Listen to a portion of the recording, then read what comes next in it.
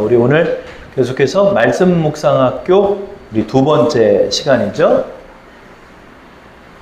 자, 오늘은 이제 말씀 묵상을 어떻게 할 것인가에 관해서 여러분하고 말씀 나눌게요. 그래서 이번 주에 실제로 화요일 날 제가 묵상한 내용들을 바탕으로 말씀 묵상을 좀 어떻게 하는지 여러분에게 말씀을 드리도록 할게요.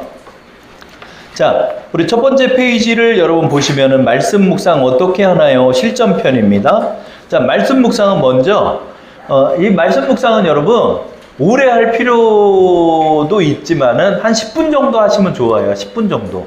여러분 10분, 15분 정도 시간 충분히 내시죠. 자, 우리가 요 짧은 시간 동안 어떻게 이제 말씀 묵상을 하나.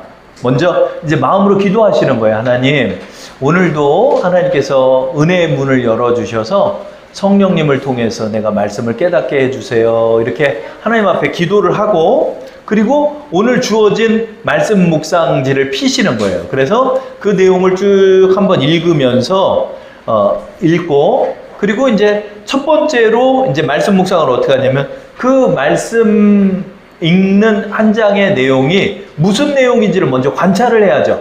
그래서 여러분, 말씀은 마구잡이로 막 읽는 게 아니에요. 정확히 알아야 돼.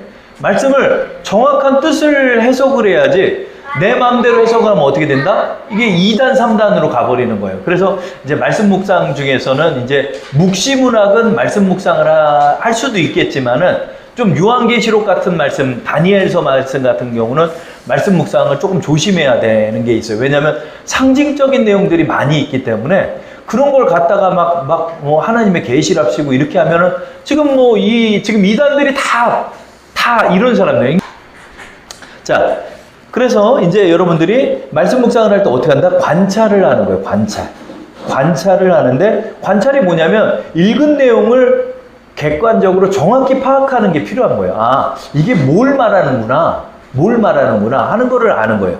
그리고 그 말하는 내용들을 이렇게 내가 정리를 하다 보면 내 마음에 딱 이렇게 오는 게 있어. 내 마음에 와닿는 게 있어.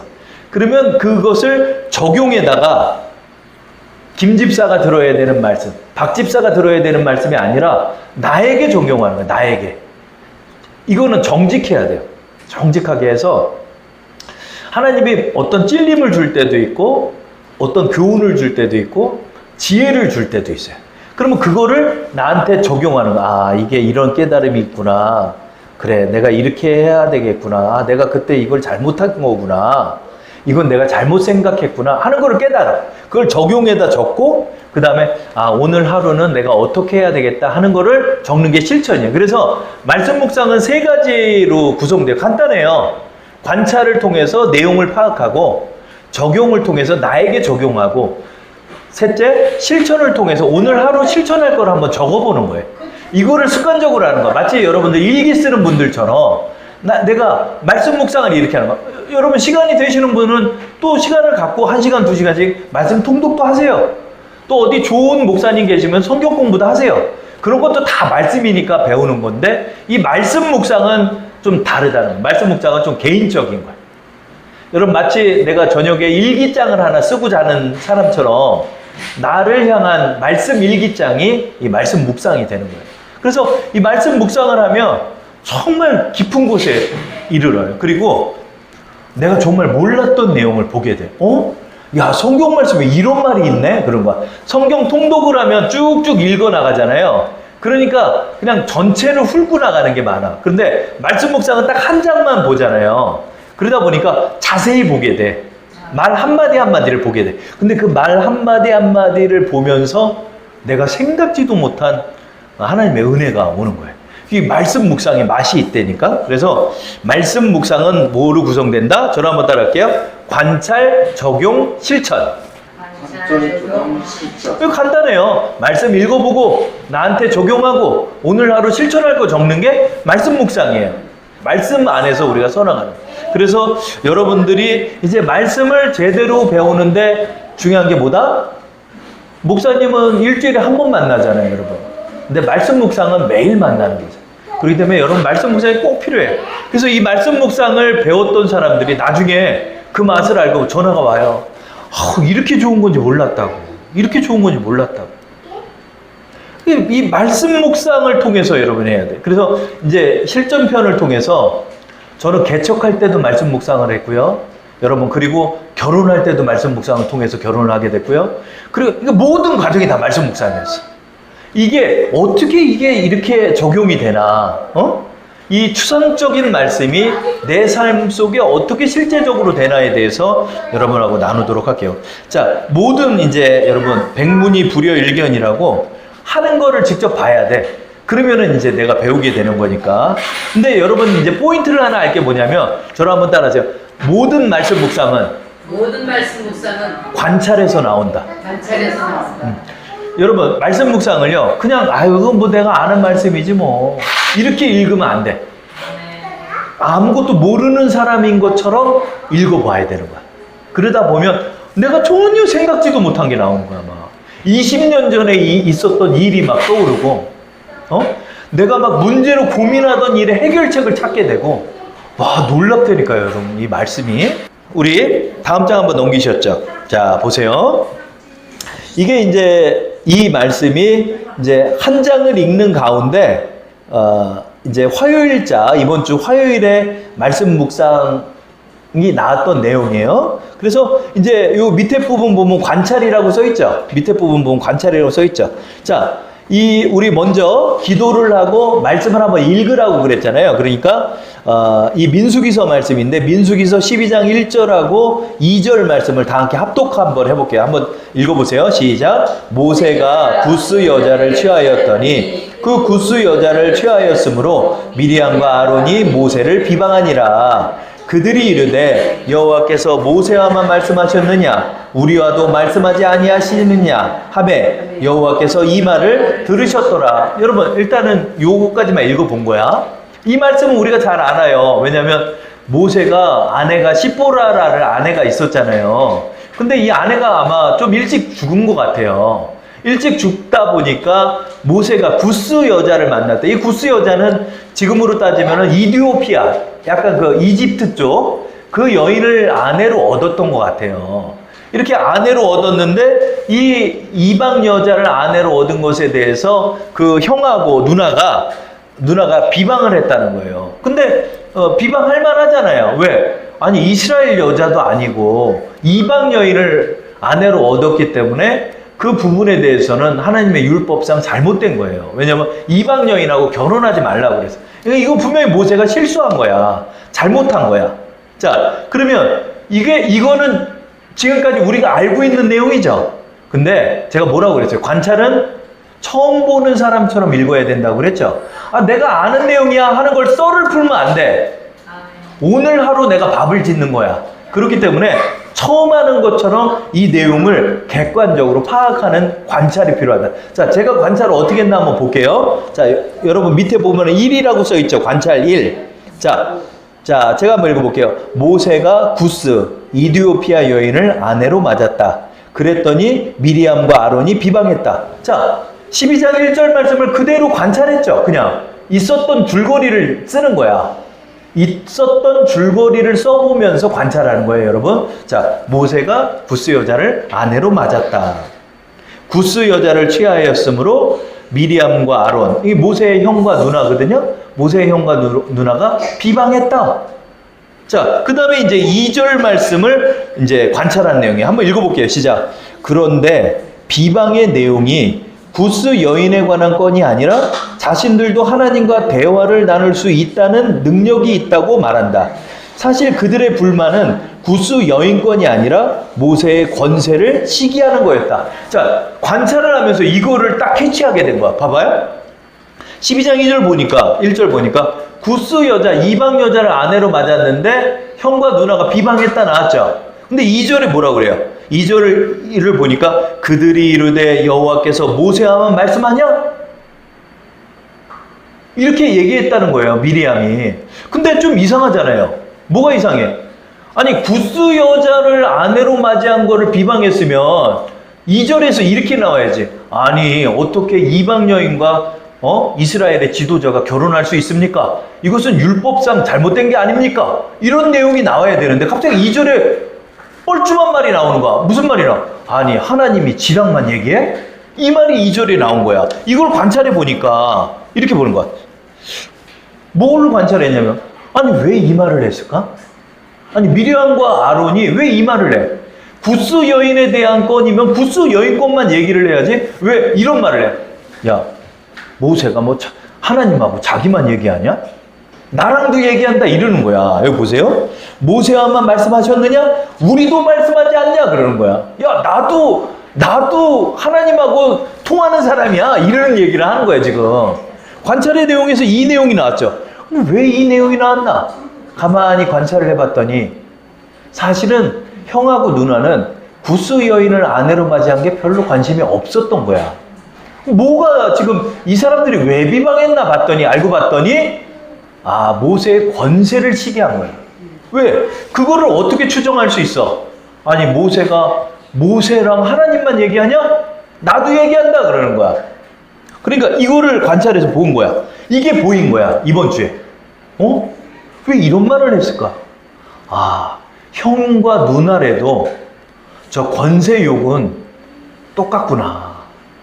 형과 누나인데 모세를 좀 안쓰럽게 여겨줘야 되는데 모세의 그 어마어마한 그 권세, 하나님께서 모세를 신과 같이 보이게 했다는 말씀이 있어요.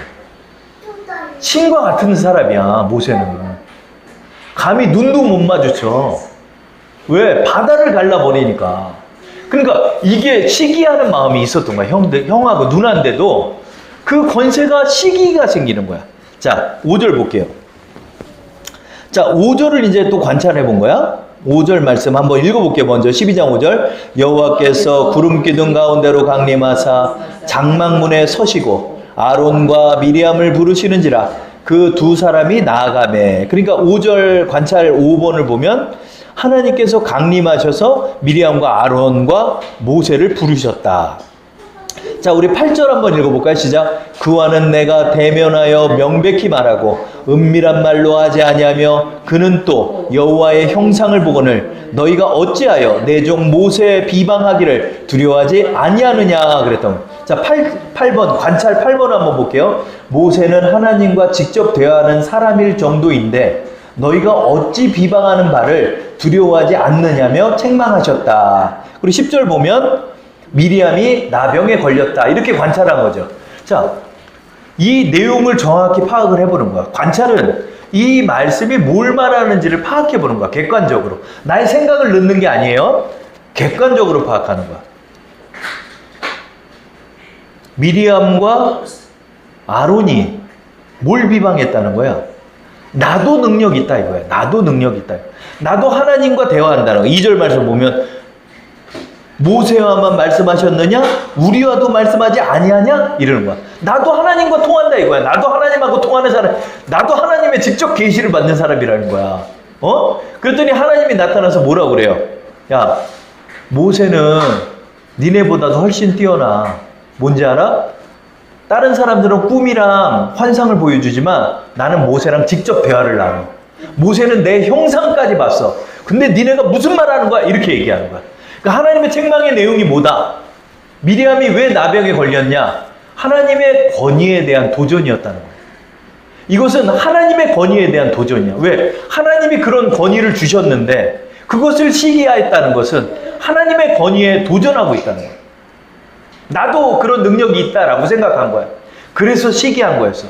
그러니까 이거는 구스건이 아니라 시기심에 관한 말씀이었던 거예요.